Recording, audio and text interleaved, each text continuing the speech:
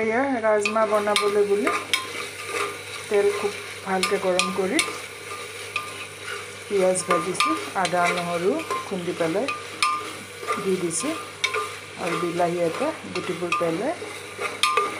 কুটি পেলাই দিছোঁ আৰু দিছোঁ এটা ডাঙৰ ইলাচি, কলা ইলাচি এটা, বৰা ইলাচি বুলি কয়।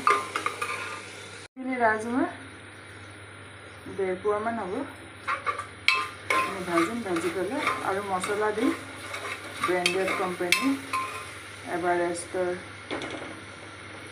কোম্পানী আৰু MDH কোম্পানীৰে মছলা দি বনাম। শ্বৰ্ট হ'ব ভিডিঅ'টো, কমপ্লিট চাব বুলি আশা কৰিলোঁ। এয়া সকলোবিলাক মছলা পাতি দি মই গুৱাহাটী যাওঁতে এভৰিডে কোম্পানীৰো অলপ মছলা লৈ আহিছিলোঁ। ইয়াত এভৰিডে কোম্পানীটো নাপায়, এভাৰেষ্টটোহে পায়। ভালেই মছলা হয়, 5 টকীয়া পেকেটো পোৱা যায়। তাৰে এভৰিডে কোম্পানীৰ জিৰা পাউডাৰ আৰু অলপ চিকেন মছলা দি দিলোঁ।